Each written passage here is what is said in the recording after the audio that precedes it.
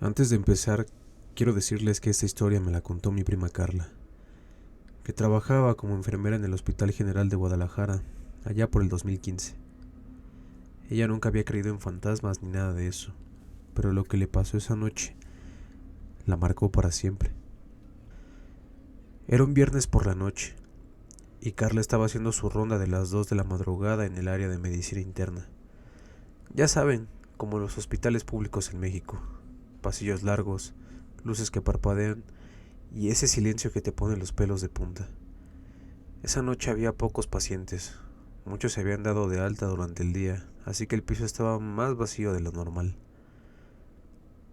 Carla me contó que mientras revisaba las historias clínicas en la estación de enfermería, escuchó pasos en el pasillo, pasos lentos, como de alguien que iba arrastrando los pies. Al principio pensó que era algún paciente que se había levantado para ir al baño, cosa normal, pero cuando levantó la vista no vio a nadie. Qué raro, pensó, y siguió con su trabajo. Pero los pasos continuaron. Esta vez sonaban más cerca, como si alguien estuviera caminando justo detrás de ella. Se volteó de golpe y nada. El pasillo estaba completamente vacío. Aquí es donde la cosa se pone interesante, amigos. Carla decidió hacer su ronda para verificar que todos los pacientes estuvieran bien. Empezó por la habitación 201, donde estaba don Roberto, un señor mayor con problemas cardíacos. Al asomarse, vio que estaba dormido tranquilamente. Siguió con la 202, 203, todas normales. Pero cuando llegó a la habitación 205, que supuestamente estaba vacía, se llevó el susto de su vida. Ahí, sentada en la cama, había una mujer vestida con uniforme de enfermera, pero no era un uniforme como los que usaban en el hospital. Era blanco, completamente blanco, y se veía viejo, como de los años 50 o 60. La mujer tenía el cabello recogido en un moño perfecto y estaba escribiendo algo en una libreta. Carla se quedó paralizada en la puerta. La mujer levantó la vista, la miró directamente a los ojos y le sonrió, pero no era una sonrisa normal. Era una sonrisa triste, como de alguien que llevaba mucho tiempo esperando algo. Disculpe, le preguntó Carla con voz temblorosa, ¿qué hace aquí? Esta habitación está vacía. La mujer siguió sonriendo y le dijo, solo estoy terminando mis reportes. Siempre hay que terminar los reportes antes de irse. Carla parpadeó y cuando abrió los ojos, la mujer había desaparecido. La cama estaba vacía, las sábanas perfectamente tendidas como si nadie hubiera estado ahí. Corrió de regreso a la estación de enfermería y llamó a seguridad. Les contó lo que había pasado, pero obviamente pensaron que estaba loca o que había sido el cansancio. Pero Carla sabía lo que había visto. Al día siguiente decidió investigar un poco. Le preguntó a las enfermeras más veteranas del hospital si sabían algo sobre esa habitación. Fue cuando doña Carmen, que había trabajado ahí por más de 30 años, le contó la verdad. Resulta que en los años 60 una enfermera llamada Mercedes Ruiz había trabajado en ese mismo piso. Era conocida por ser súper dedicada. Siempre se quedaba hasta muy tarde terminando sus reportes y asegurándose de que todo estuviera en orden. Una noche, mientras hacía su turno nocturno, sufrió un infarto fulminante justo en la habitación 205. La encontraron al día siguiente, sentada en la cama, con su libreta de reportes en las manos. Desde entonces, varios trabajadores nocturnos habían reportado avistamientos similares. Siempre la misma mujer, siempre en la habitación 205, siempre terminando sus reportes. Pero la historia no termina ahí. Carla me contó que después de esa noche empezó a notar cosas extrañas. A veces encontraba las historias clínicas organizadas de una manera que ella no recordaba haberlas dejado. Otras veces, los pacientes le comentaban que una enfermera muy amable los había visitado durante la noche para verificar que todo estuviera bien. Pero cuando Carla revisaba los registros, no había ninguna nota de visitas nocturnas adicionales. Una noche, aproximadamente un mes después del primer encuentro, Carla estaba teniendo una guardia particularmente difícil. Había llegado un paciente en estado crítico y toda la atención estaba enfocada en salvarlo. Entre el caos y los nervios, se dio cuenta de que había cometido un error en la medicación de otro paciente, un error que podría haber sido fatal. Mientras corría hacia la habitación para corregir el error, se encontró con la mujer del uniforme blanco, parada justo afuera del cuarto del paciente. La mujer la miró y simplemente asintió, como diciéndole: ya me encargué de eso. Carla entró a la habitación y vio que la medicación ya había sido corregida. El paciente estaba estable y dormido. En la mesita de noche había una nota escrita a mano que decía: dosis ajustada según prescripción médica, paciente estable, MR. Desde esa noche, Carla nunca más vio a Mercedes, pero siempre supo que estaba ahí, cuidando a los pacientes, terminando sus reportes eternos, asegurándose de que todo estuviera en orden. Mi prima ya no trabaja en ese hospital, se cambió a una clínica privada, pero me dice que cada vez que pasa por el hospital general, mira hacia las ventanas del cuarto piso y a veces jura ver una figura en uniforme blanco caminando por los pasillos. Esa es la historia de Mercedes Ruiz, la enfermera que nunca terminó su turno. Dicen que aún sigue ahí, cuidando a los pacientes y asegurándose de que los reportes estén completos, porque para ella el trabajo nunca termina. Yo trabajaba como camillero en el Hospital Infantil Federico Gómez, en la Ciudad de México. Era el año 2018 y apenas llevaba 6 meses en el puesto, pero lo que viví una noche de diciembre me persigue hasta el día de hoy. El Hospital Infantil, como muchos sabrán, es uno de los más importantes del país en atención pediátrica. Aquí llegan niños de todo México buscando tratamientos especializados. Por desgracia, también es un lugar donde muchas familias viven tragedias que jamás deberían experimentar. Aquella noche estaba en mi turno nocturno cuando recibí una llamada urgente desde el pabellón de oncología. Necesitaban trasladar a un niño al quirófano de inmediato. El elevador principal estaba descompuesto, así que tuve que usar las escaleras de emergencia del ala este. Mientras empujaba la camilla por los pasillos desiertos, escuché algo que me heló la sangre. Risas de niño. Pero no eran risas normales. Sonaban tristes, como si el pequeño estuviera fingiendo alegría. El sonido venía del pabellón que estaba cerrado temporalmente por remodelación. Me detuve y afiné el oído. Las risas continuaban, acompañadas ahora por el inconfundible bote de una pelota contra el piso. Intenté tranquilizarme pensando: debe ser mi imaginación, el estrés de trabajar con niños enfermos. Entregué al paciente en quirófano y, en lugar de tomar otra ruta, decidí regresar por el mismo camino. La curiosidad, ya saben, a veces es más fuerte que el miedo. Cuando llegué al pabellón cerrado, las risas se habían detenido, pero ahora escuchaba pasos pequeños corriendo por el piso. Me asomé por la ventanilla de una de las puertas y lo que vi me dejó sin aliento. Un niño de unos 8 años, completamente calvo y con bata de hospital, jugaba solo rebotando una pelota contra la pared.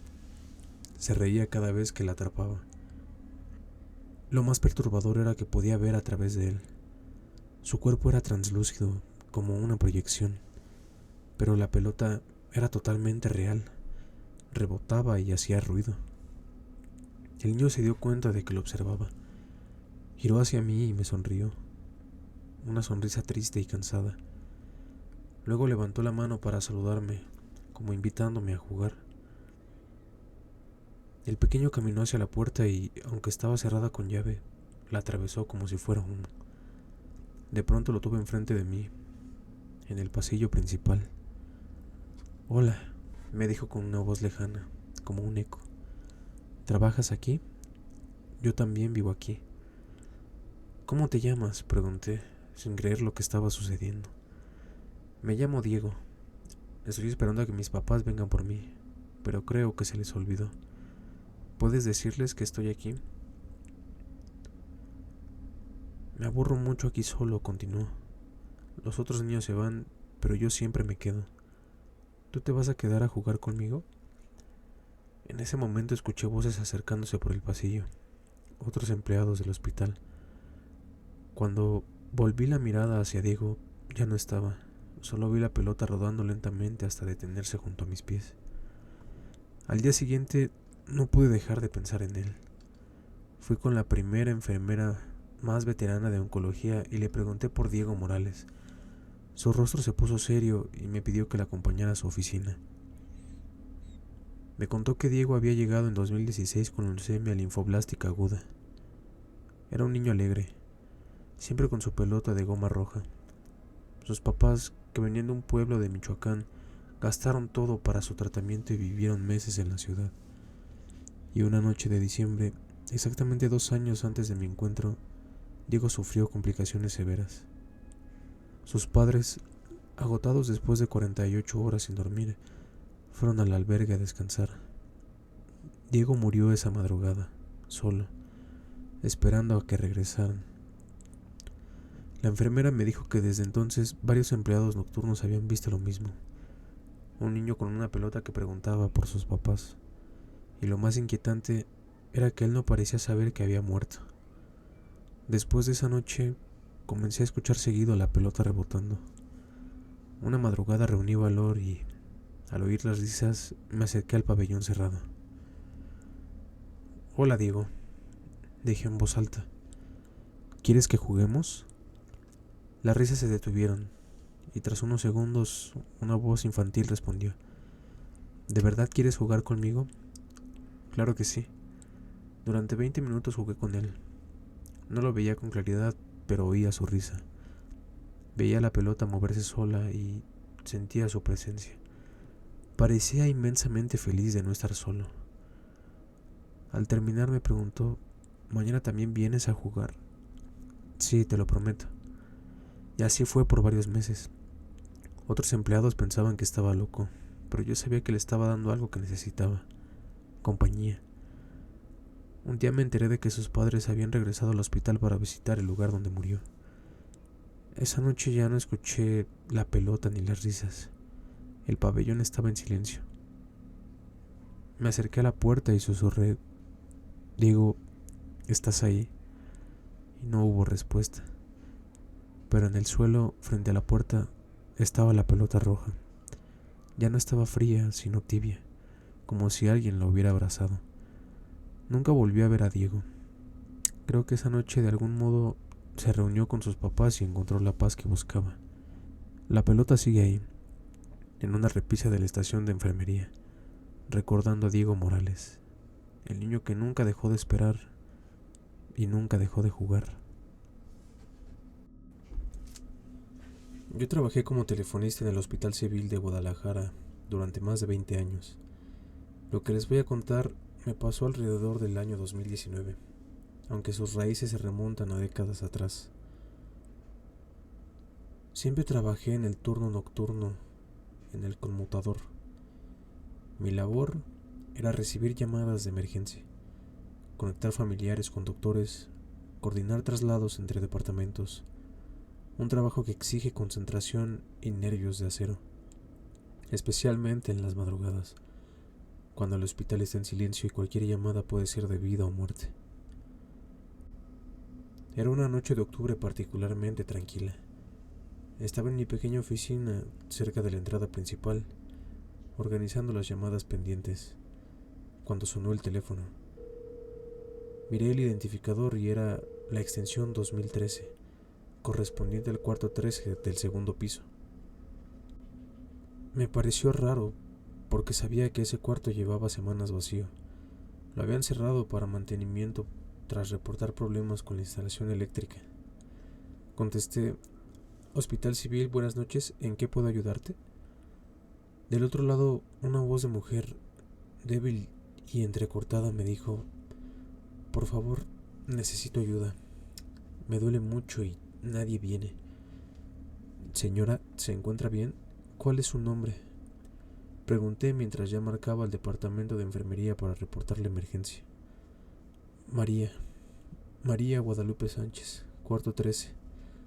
Por favor, vengan. Me duele mucho el pecho». La línea se cortó. Llamé inmediatamente a la estación de enfermería del segundo piso para avisar que había una paciente en el cuarto 13 que necesitaba atención urgente. «Esperanza, me respondió la enfermera de turno. El cuarto 13 está cerrado. No hay ningún paciente ahí. Acabo de recibir una llamada de esa extensión, insistí. Una señora llamada María Guadalupe Sánchez dice que le duele el pecho. Hubo una pausa y luego me dijo, voy a revisar. 10 minutos después me llamó de vuelta. Esperanza, revisé el cuarto 13. Estaba vacío y cerrado con llave. Además, desconectamos el teléfono de esa habitación la semana pasada. ¿Cómo era posible que hubiera recibido una llamada de un teléfono desconectado? Simplemente es algo que no puedo entender. Pero no fue la última vez. En las semanas siguientes recibí más llamadas de la extensión 2013. Siempre la misma voz, siempre la misma mujer, siempre pidiendo ayuda, identificándose como María Guadalupe Sánchez. Al principio reportaba cada llamada, pero después de tantas revisiones infructuosas, el personal empezó a pensar que era mi imaginación o estrés del turno nocturno. Una noche decidí investigar. Durante mi descanso, subí al segundo piso y fui hasta el cuarto 13. Estaba cerrado con llave y tenía un letrero: en mantenimiento, no pasar. Me asomé por la ventanilla de la puerta. La habitación estaba vacía, no había camas ni equipo médico y definitivamente no había teléfono.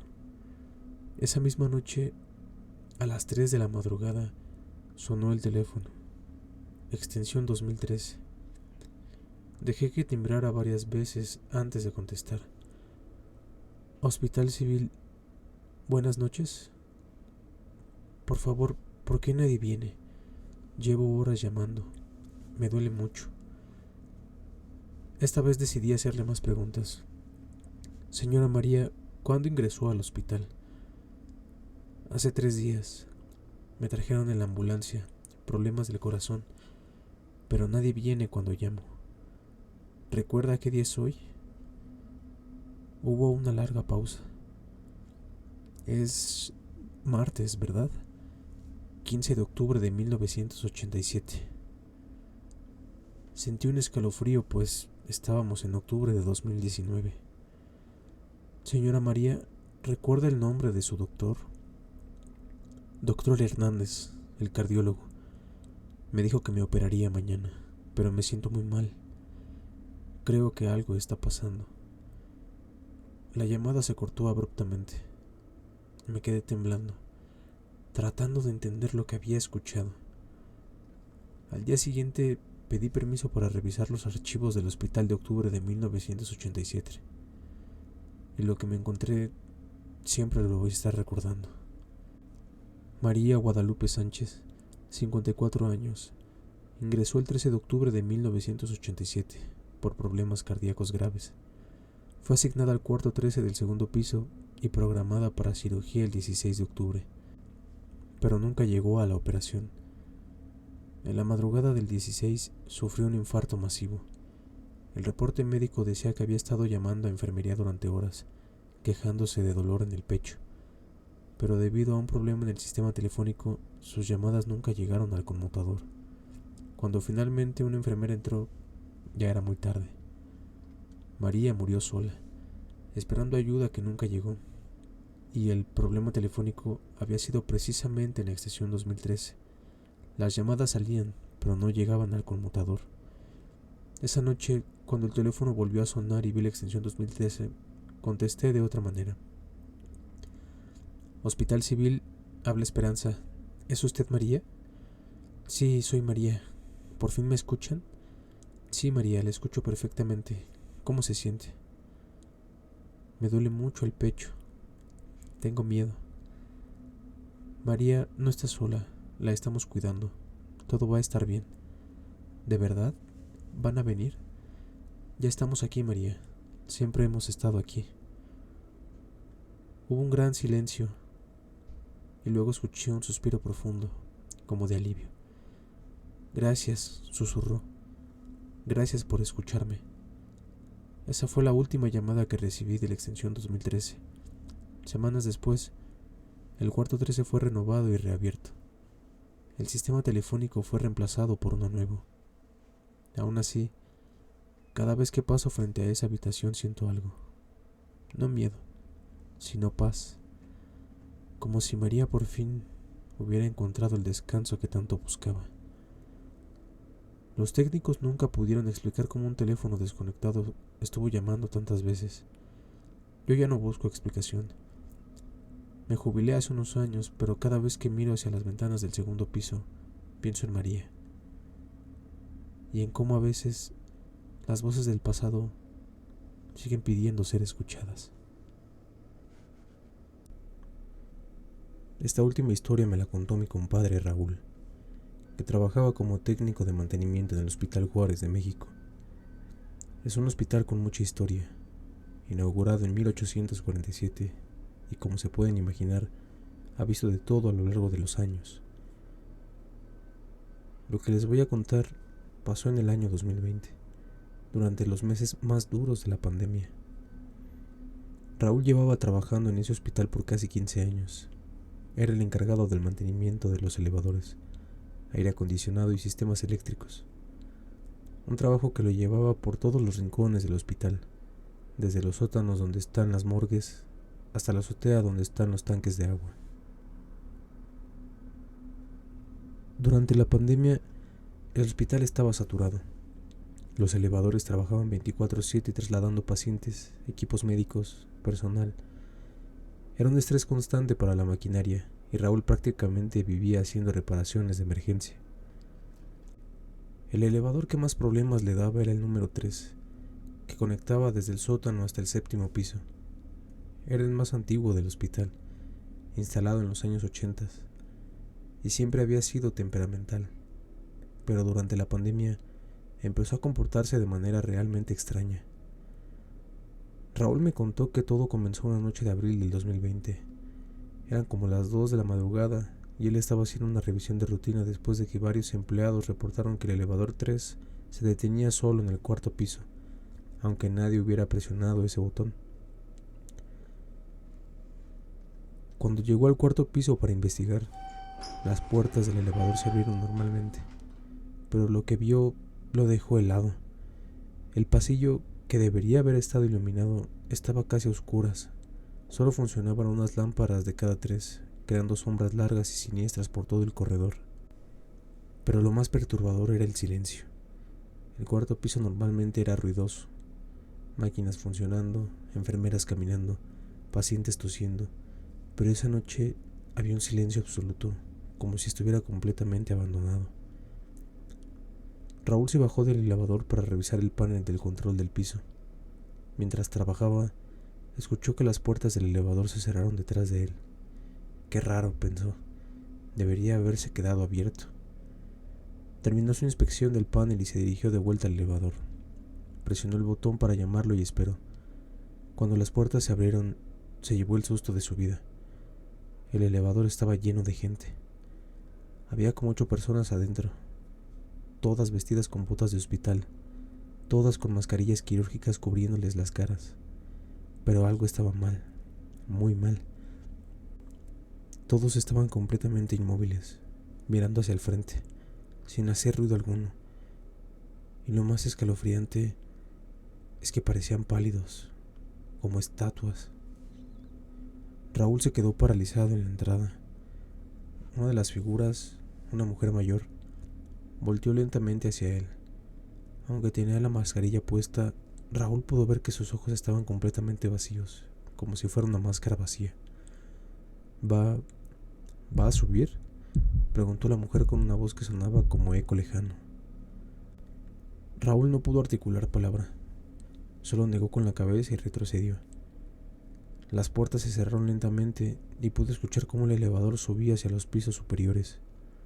Se quedó ahí parado, temblando, tratando de procesar lo que había visto. Decidió tomar las escaleras para regresar a su oficina en el 1º piso. Al día siguiente, le preguntó al supervisor de seguridad si las cámaras del elevador 3 habían grabado algo raro la noche anterior. El supervisor revisó las grabaciones y le mostró algo perturbador. Las cámaras mostraban a Raúl llegando al 4º piso, trabajando en el panel de control y luego quedándose parado frente al elevador por varios minutos, como si estuviera hablando con alguien invisible. Pero el elevador estaba completamente vacío en toda la grabación. Raúl sabía lo que había visto. pero también sabía que nadie le iba a creer. Decidió investigar por su cuenta, y durante las siguientes semanas empezó a pasar más tiempo en el cuarto piso durante sus rondas nocturnas. Descubrió algo inquietante. El cuarto piso había sido convertido temporalmente en una unidad COVID durante los primeros meses de la pandemia. Muchos pacientes habían muerto ahí, solos, sin poder despedirse de sus familias debido a las restricciones sanitarias. Pero había algo más. Revisando los registros de mantenimiento, encontró que el elevador 3 había tenido un mal funcionamiento grave en marzo del 2020. Se había quedado atorado entre el tercer y cuarto piso durante casi 6 horas, con 5 pacientes y 3 miembros del hospital dentro. Pero cuando lograron rescatarlos, 2 de los pacientes habían muerto debido a complicaciones relacionadas con el COVID. Habían muerto atrapados en ese elevador, esperando llegar al cuarto piso para recibir tratamiento. Raúl comenzó a conectar los puntos. Las personas que había visto en el elevador no eran fantasmas aleatorios. Eran los pacientes y el personal que habían muerto atrapados en ese mismo elevador, condenados a repetir eternamente su último viaje hacia una...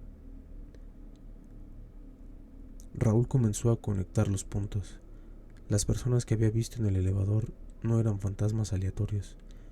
Eran los pacientes y el personal que habían muerto atrapados en ese mismo elevador, condenados a repetir eternamente su último viaje hacia una atención médica que nunca llegó. Durante las siguientes semanas, los avistamientos se intensificaron. Otros empleados comenzaron a reportar experiencias similares. Doctores que decían haber visto el elevador lleno de pacientes que no reconocían. Enfermeras que escuchaban toses y gemidos provenientes del elevador cuando estaba supuestamente vacío. Una noche de mayo, Raúl decidió enfrentar la situación de frente. Se quedó esperando en el cuarto piso hasta que el elevador llegó solo, como había estado haciendo durante semanas. Cuando las puertas se abrieron, allí estaban otra vez, los 8 pasajeros espectrales, inmóviles, mirando al frente con sus mascarillas quirúrgicas. Esta vez, Raúl se armó de valor y entró al elevador. El ambiente cambió inmediatamente. La temperatura bajó varios grados y pudo escuchar respiraciones laboriosas, como de personas con dificultades respiratorias severas. Una de las figuras, un hombre mayor con una bata azul de hospital, volteó hacia él. ¿Cuánto falta?, preguntó el hombre con voz ahogada. Dijeron que ya casi llegábamos. Raúl se dio cuenta de que estas almas no sabían que habían muerto. Seguían esperando llegar al cuarto piso para recibir tratamiento, atrapados en un bucle eterno de esperanza y desesperación. Ya llegamos, les dijo Raúl suavemente. Ya estamos en el cuarto piso. Pueden salir. Una mujer joven que estaba en la esquina del elevador comenzó a llorar. Tengo miedo, susurró. No quiero morir sola. No están solos, les dijo Raúl. Nunca estuvieron solos y ya no tienen que sufrir más. Las puertas del elevador se abrieron lentamente, una por una. Las figuras comenzaron a caminar hacia la salida, mientras pasaban junto a Raúl. Algunos le susurraron gracias, con voces que se desvanecían como el viento. El último en salir fue el hombre mayor. Se detuvo junto a Raúl y le dijo: cuide bien este hospital. No deje que nadie más se quede atrapado. Cuando todos salieron, Raúl siguió solo en el elevador. Las puertas se cerraron y descendió normalmente al primer piso. Esa fue la última vez que vio a los pasajeros espectrales. Desde esa noche, el elevador 3 comenzó a funcionar normalmente. No más paradas no programadas en el cuarto piso, no más mal funcionamientos misteriosos. Era como si finalmente hubieran encontrado la paz. Raúl siguió trabajando en el hospital durante el resto de la pandemia. Me contó que cada vez que hacía mantenimiento al elevador 3, sentía una presencia protectora, como si alguien estuviera cuidando que todo funcionara correctamente. Unos meses después, durante una revisión rutinaria del sistema eléctrico del elevador, Raúl encontró algo que lo emocionó profundamente. Detrás del panel de control había una pequeña placa que no había visto y que no había estado ahí antes. Estaba grabada con los nombres de las 8 personas que habían muerto atrapadas en el elevador. 5 pacientes y 3 miembros del personal médico. Nunca supo quién había puesto esa placa ahí. Los registros de mantenimiento no mostraban ninguna instalación autorizada, pero Raúl sabía que era la manera de esas almas de decir gracias por haberlas ayudado a encontrar finalmente. Nunca supo quién había puesto esa placa ahí. Los registros de mantenimiento no mostraban ninguna instalación autorizada, pero Raúl sabía que era la manera de esas almas de decir gracias por haberlas ayudado a encontrar finalmente su descanso. El Hospital Juárez siguió funcionando durante toda la pandemia, salvando miles de vidas. El elevador 3 se convirtió en uno de los más confiables del hospital, transportando pacientes, doctores y equipos sin ningún problema. Raúl se jubiló el año pasado, pero antes de irse, se aseguró de entrenar a su reemplazo sobre el cuidado especial que requeriría el elevador 3. No le contó toda la historia, pero le dijo: este elevador es especial, trátalo con respeto y él te cuidará a ti también. Esa es la historia del elevador del Hospital Juárez. Un recordatorio de que incluso en los momentos más oscuros, cuando la muerte parece estar en cada esquina, hay almas que siguen buscando la paz, esperando que alguien las escuche y las ayude a encontrar su camino al descanso eterno.